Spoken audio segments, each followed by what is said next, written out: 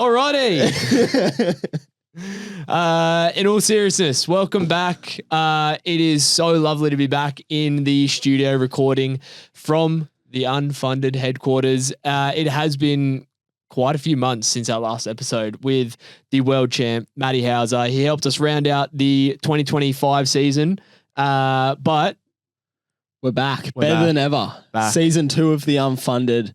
It's going to be bigger, better than last year. We've got some plans in the works. We do. Obviously, lots of guests. The triathlon scene's changing as a whole, which is very exciting. And we're keen. We're back. It's a bit weird. It is. I feel like we're going to probably take a couple episodes to find our feet again, not interrupt each other and, try to be on the same wavelength. But no, it's been good. I think it was very much a needed break. It was a bit hectic last year trying to figure out how podcasting works and, try be a little bit, I guess, different in the way that we've got a studio. We're not on a Zoom call like all you other boring triathlon podcasts. But no, it's been good. Like you said, we're back. Yeah, we're back. What have you been up to since our little hiatus last year? We haven't recorded since December. You know what I did actually think about? We never got to talking. Well, I think I can't remember the exact timeline, but we actually finished before. And I should probably just avoid this in general. But we finished recording before I did my Melbourne High Rocks. Oh, yeah. Yeah. We actually have to recap this. Go on, your Melbourne High Rocks, Mr. Rockstar. So look, I'm just going to put it out there. I said some things and I really... Give me 4 weeks. You talk shit. Give me 4. You talk shit. Just say it how it is. Give me 4 months. Don't beat around the bush. Give me 4 months, and I swear to God, I will beat every hybrid rock star. No. So what did you actually go? You had the big macho man sub 1 hour. Look, you were going to win it. Look, you know what? I could make all the excuses in the world. I was just coming off season. I was sick from Tong Yong. Okay, I wasn't very fit. Yep. I was just kind of, coming back. Anyway, I didn't. Oh, and you know what the worst part about this is I did like a really big social media lead up into this event as well. So anybody who doesn't know, like I spoke quite a bit of shit about High Rocks and the High Rock scene. And I said I was going to do one in the Melbourne High Rocks it was December. Yep. And led up to it, I did like a lot of posts on social media about me going in. Hyping it up. I even stated that I wanted to do a sub 60 and I did 1 hour 20. Oof. So yes. That's not even getting points in a race. No. If that's triathlon. You're outside of the 8% or whatever it is. Yeah. So look, it was overall really fun. Did I cop some shit? Yes, I did. There was some warriors in the DM, especially after... They in the DMs just absolutely rinsing you. Yeah, there were some warriors in the DMs like rinsing me. And you know what? Like, I said it. I walked the walk. I didn't... What is it? No. I talked the talk. I didn't walk the walk, which is fine. I'll cop it on the chin. But yeah, I do think I would still be very good at it. And I think if I did dedicate myself to High Rocks, I would be a sub 60 athlete. However, I have no interest in it. Post-triathlon, maybe. But yeah, it's not triathlon. Not easy. So yeah, anyway. Credit to them. Sweep it under the rug. Look, credit to them because they're a different athlete. They are a different athlete. Yeah. Should it be in the Olympics? No. No. Oh. No. Yeah. I don't know. Nah. It could. You're just trying to extend a career. No, I'm not. Because I feel like you think of like I mean, it is pretty athletic, yeah. If you be able to do both. Think about raw athleticism, being as strong as possible and running as fast as possible. Like that's I guess that's Mr. Olympia. It just it sucks that they're all a bit snobby, isn't it? They're all kind of like a bit douchey on Instagram, but like yourself. Yeah, but credit to them. Like they kicked my ass, so I'll cop it on the chin. Anyway, what happened to you over the off season? Well, not much really. Went home to Port for Chrissy and then chilled out there. Yeah. That's shit. The retirement village. Yeah. Where the good go to die. Yeah.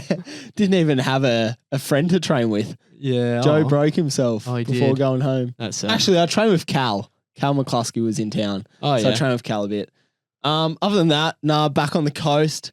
Summer's ramping up. Squad's hitting it. We're flying at the moment. The squad's doing really well. Yeah. So everyone's back in camp. Would you say not camp, but it's probably the first time, especially for us too, that like training at the moment does feel like a bit of a camp. We're in a squad. We're in a high performance environment. We're not, with the swim squad, the bike squad, and the run squad. We are all in a triathlon squad. And for anybody that doesn't know, the new triathlon squad on the Gold Coast, the Ascent Academy, it's a new high performance Centre, I guess. Oz I don't know what it's called. Yeah, neither. But it's officially. Yeah, but it's pretty cool to sort of see like what goes on around the world in, I guess, an off season. Like just as fans of the sport, we're watching what the Germans are doing, the French, the Brits, it's all very different. Especially some people play alpine skiing. Yeah. And we're out here in 35-degree heat, just sweating our asses off. Poor man's altitude. I think it's been brutal at the moment. That is what probably every ride, run, or swim where someone complains about the heat, I think that comment gets thrown around every day. Poor man's altitude. Poor man's altitude. Everyone's like, fuck, this sucks. But I'm very poor. This is what we're doing. Yeah. No, but what's been cool as well, I think, for myself in this little off season or pre-season now, is like the testing we've done. Yeah, I love that shit. Lactate testing. I've never really done much of it. Yeah. But it's cool to see it and cool to know like what the numbers mean and have your specific numbers that you train to. I honestly think we're so behind. Guesswork. I just think we're so behind because I guarantee every other country's been doing this for years. Oh, probably, yeah. And like now Oztri's like finally doing it, and like and like look, it's a step in the right direction. And like if we want to peak for the next 2 Olympics, like perfect timing. Yeah. Let's learn and let's do it properly. Yeah. But yeah, it's exciting to see what the athletes are going to do this season, especially because things start to like change as of this year. Yeah, exactly. There's a lot of change in the whole world of triathlon. I mean, we'll get into it later, but we're starting the 2-year cycle of the Olympics. Yep. You've got the PTO taking over absolutely everything. Yeah. I don't know how. Yeah. I don't know whether it's good or bad. Yeah, but, we'll see. We'll see. There's a lot of change, and I think that's kind of change is good. Coming into that 2-year Olympic cycle, I think everybody on Instagram saw. I thought his Olympic campaign was done. Who's that? But when you got a Christian Blumenfeld with 100+ VO2 recorded. That is ridiculous. It makes you wonder 2 things. Okay, it makes me wonder 2 things. Is he coming back to short course? And we don't need to mention that one. Who calibrated that? What weight did they put in for him? Yeah. I mean, look, we're not going to... There's already been a few podcasts that have kind of had a bit of a shit dig at the... Christian's numbers. And look, obviously, I think we all kind of skewed our faces a little bit when we saw it. What the hell is that? Yeah, maybe any pro athlete like kind of skewed their face and went like, really? I know it's Christian Blumenfeld and he's phenomenal. And I think the average Joe doesn't even like know what the numbers mean. They don't know what the numbers mean, but they also just know that that's a very high number because my Garmin says mine's 65. Yeah. And like I'm superior with 65. Yeah. But also it's Christian Blumenfeld. Why would you? He's not lying. Yeah, exactly. He wouldn't lie. No, never. But maybe. I think he could be but lying. Maybe he does. Yeah, far out. That's a bit ridiculous, to be honest. Yeah. I think the whole VO2, he's smashing himself. And he's smashing himself in January. That was another massive topic. He was a big January champion. He was a huge January champion. He basically went, fuck you to everybody that kept posting, don't be a January champion. He went, I'm going to go be the biggest January champion. Yeah. And if people don't know what we're talking about, it's been all over the triathlon hype in the last, month, this start of the year. Joel Filiol, everyone knows him. He's like, go slow to go fast. Not really, but like... One of the you'd philosophers say, of triathlon. You would say he's like one of the greatest coaches on record. Yeah, he had that just unbelievable squad from like 2018 into like probably earlier than that. Yeah. Leading into like the Tokyo Olympics, where you had your Vincent Louis, your Mario Mollers, your Richard Murrays, your Jake Birtwhistles. The women's side, you had like Emma Jackson. Yeah, Non was there. Gwen was there. Gwen was there. It was huge. Yeah, he had the Katie best Severes, squad around. Yeah. And he put up a big article saying that don't go hard, don't be a January champion, don't go set PBs in January, which is fair enough. And that kind of blew up the triathlon world going, no, like why is he saying this? But I think a lot of the athletes stood by him. Yes, a lot of the athletes did. A lot of like the punters didn't really. They were like, oh, it doesn't really make sense. Yeah. And when he's talking about that, he's not talking about, an age grouper, is he? He's talking about his select elite squad of triathletes who are aiming for a September World Champs. It's also the same thing that we've sort of been saying on this podcast for like quite a number of months now. And I think we started saying it a lot after we saw like the real tragic injuries that were coming out just before the Wollongong World Champs. And especially for the Aussies as well, because it's so hard for us to have the two seasons. You look at any of the Europeans right now and they're not really like trying to set the world on fire right now. The Winter Olympics is on. Well, yeah, exactly. So for them, it's like June, July is where they start to like, all right, let's start to ramp it up now. Where for us, like we've got guys in our squad saying, oh, I need to be fit right now because I'm racing in 4 weeks or less. Yeah, exactly. We're racing in February, March. Like again, it's very tricky timing. So yeah, I mean, obviously we very much agree with the don't be a January champion. Like set yourself up for longevity of the year. Like you can be good now, but don't be peak. Yeah, don't peak right now. Exactly right. And I mean, we've touched on this heaps. It's a bit hard as like a junior, as we said before. Like if you have to qualify for a Worlds in March, well, you have to be fit, but don't ruin your season in March for September. Yeah. Oops, sorry. That's kind of the January champions, which has been blowing up the world. That's pretty much what's been going on in the social media world of triathlon. I love the social media world of triathlon. Yeah, and they love it as well. I love sticking my nose in it. Like, what did you hype up the other day? Oh, yeah, you said something about January champions, didn't you? Wait, was this something on the Unfunded podcast? Yeah. Yeah, no, I actually, the reason that we really had to quickly get this sort of back up and running is because I couldn't help myself again. And I think I commented on another podcast account with a bit of a shit, like snarky comment. And I said to Leighton, I was like, I've just made my first. We've got to get back. I've just made my first beef comment of the year. Like, we have to get back into the pod. Like, I'm ready now. Not that everyone's been asking. Yeah. Everyone's been asking. Yeah. Guys, settle down. All right. Settle down. We're back. It's all right. But like you touched on, it is the start of the Olympic qualification for the LA 2028 Olympics. Yeah. So it is a massive 2 years. Yeah. The qualification starts as of May 18th. So it's going to run for a 2-year window, May 18th, 2026 to May 18th, 2028. Yep. So in a couple months, the window's open. And the World Triathlon and IOC, they've recently confirmed it. Yeah. So they've confirmed their quota system, the qualification timelines, and sort of how it's going to work over the next sort of 2 years. 2 years. Yep. So what we have for the Olympics, we know how many nations or how many spots on the start line for nations are going to get in this 2-year window. And it's pretty key. Like we've talked about it before with a lot of athletes like Ryan and Aaron. Jeffy as well. Yeah. About how it works, especially with Australia where we've had a rich history of getting 3 quota spots, which is quite rare. Yeah. And we'll get into the details soon, but I think the technicalities of trying to actually just get quota spots before even qualifying yourself as an athlete, there's kind of 2 roles that you have to play as an athlete if you're looking at qualifying for the Olympics to get a quota spot for your nation and then an individual spot. Yeah, I really loved that interview we did with Aaron where he kind of broke it down a little bit more for us. And like that was one of the big reasons I wanted to get Aaron on the pod was because I've spoken to him in long rides about that where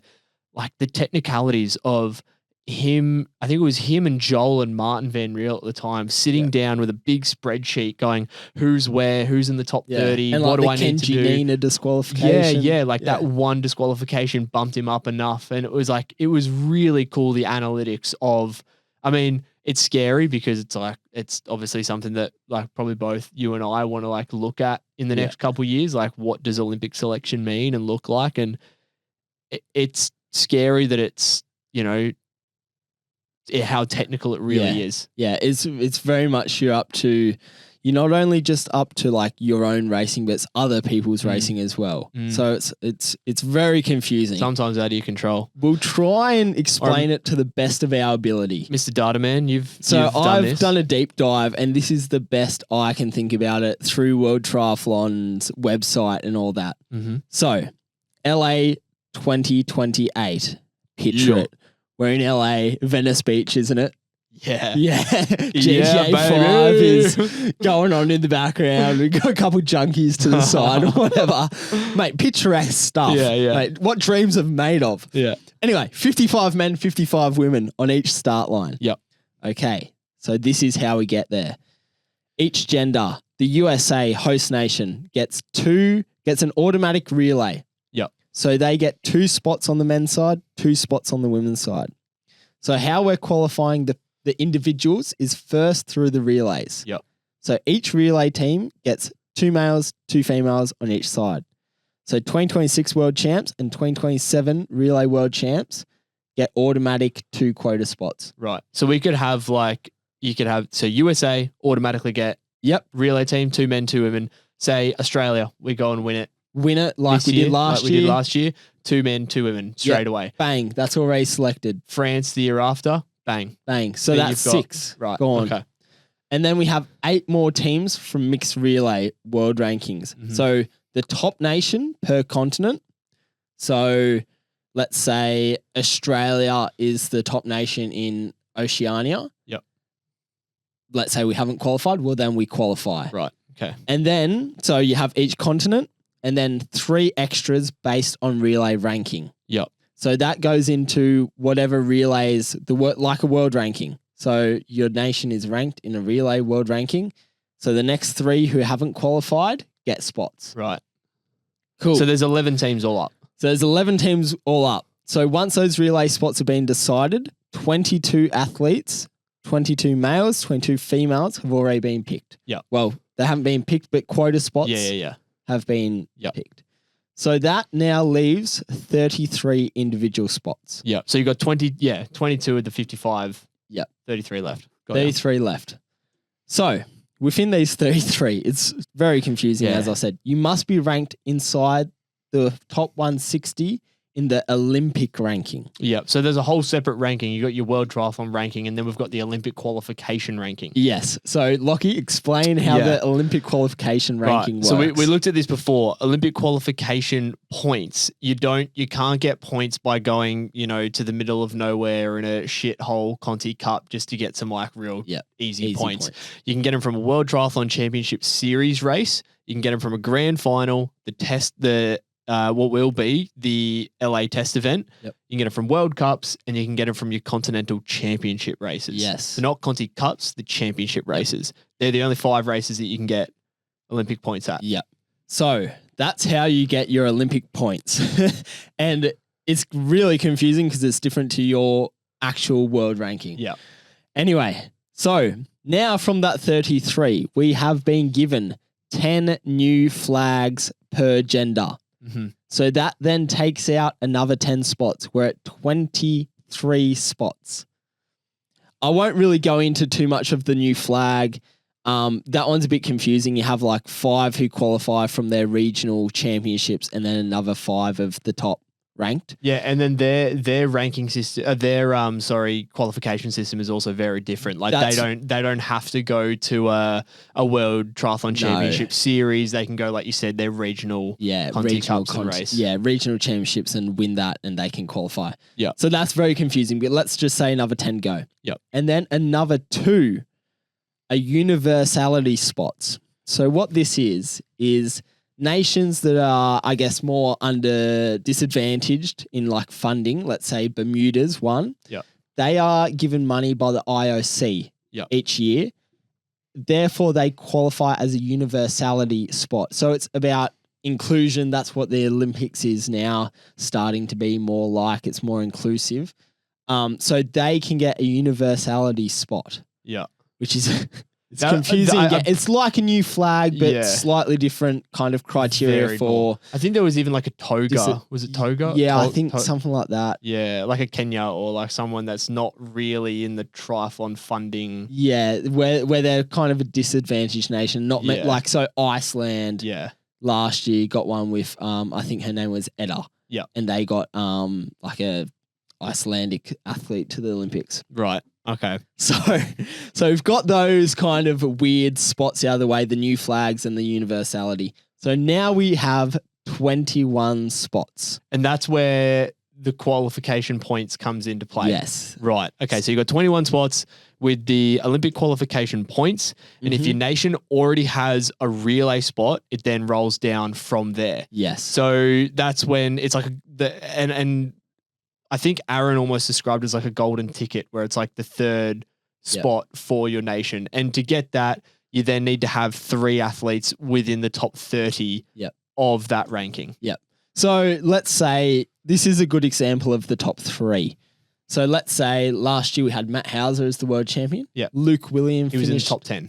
Let's say just 8th for ease.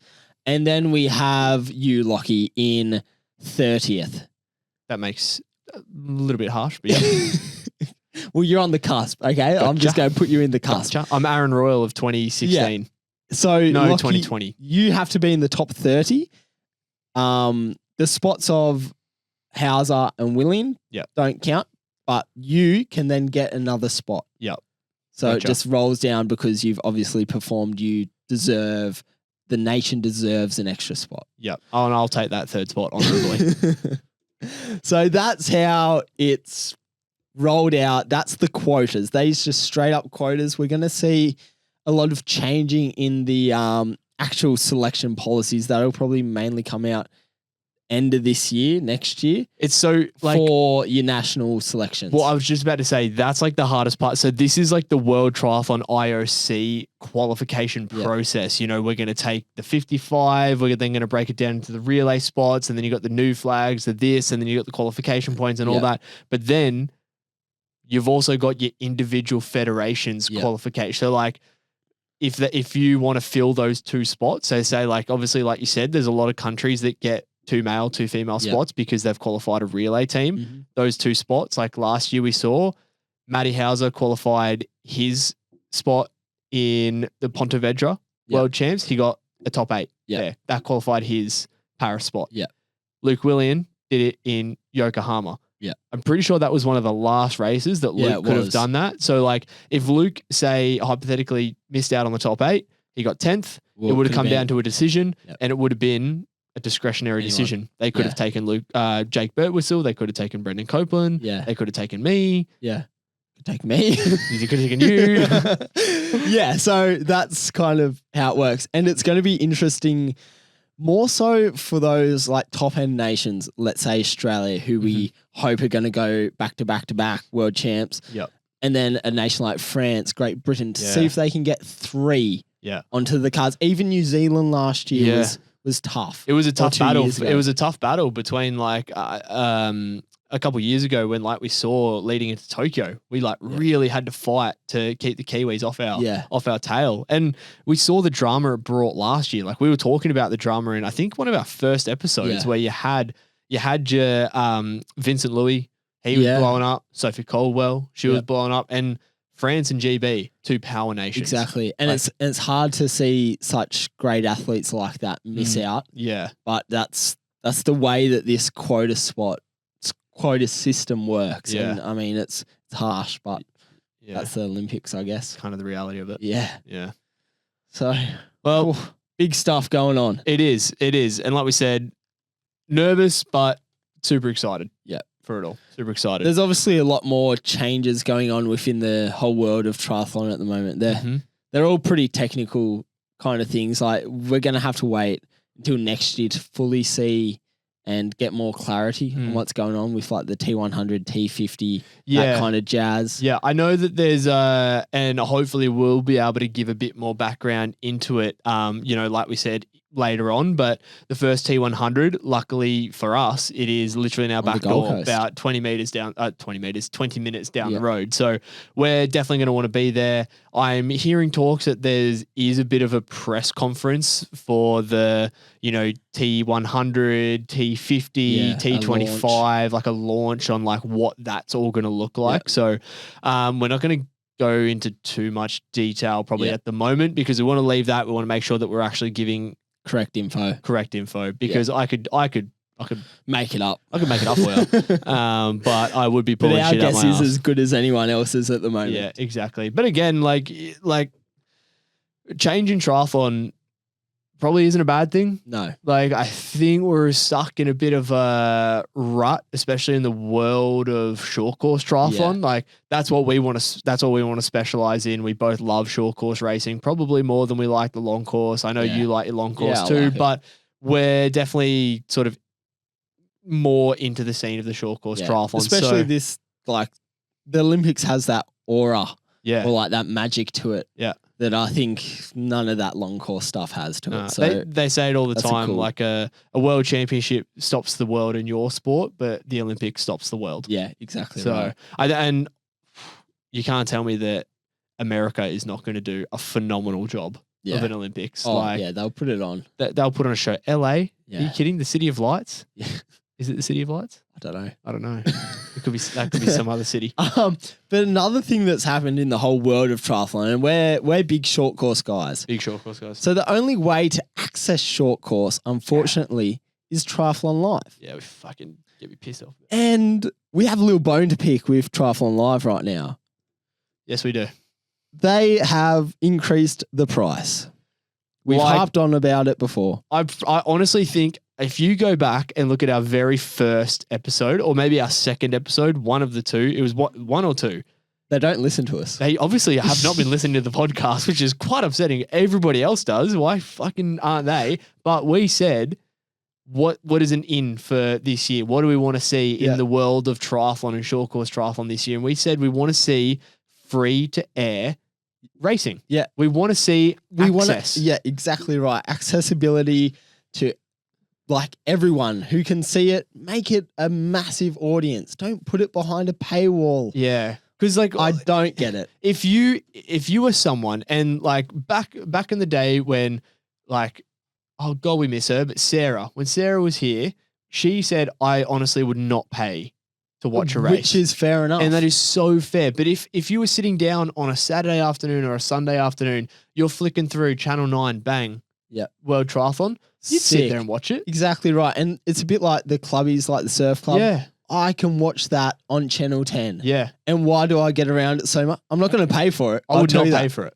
I would not pay for it. Will probably never pay for watching the clubbies. Yeah. But I'll sit there and watch the whole 2-hour show of Pump Me Shore and Partners for friggin' 2 hours. Yeah. I'm not going to buy your financial service. I can't afford you.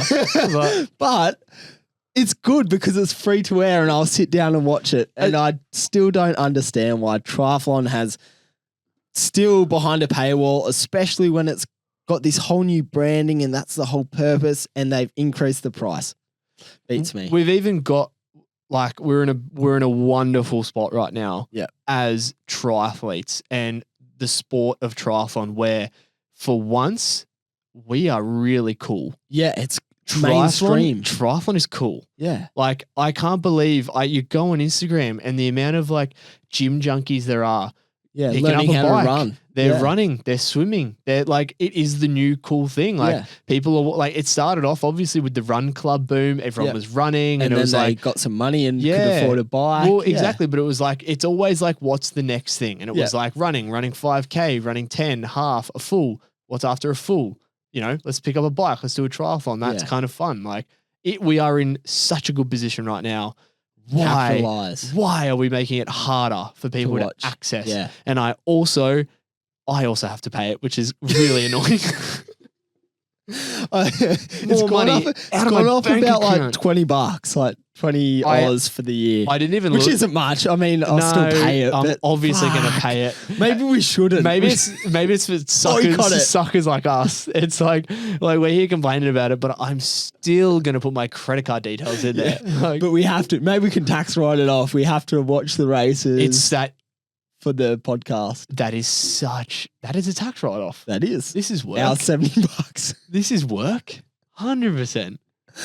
Anyway, well, hopefully, we're not going to stop until justice is made right. So we'll keep fighting for that one, and eventually it will be free to air. Yeah, one day.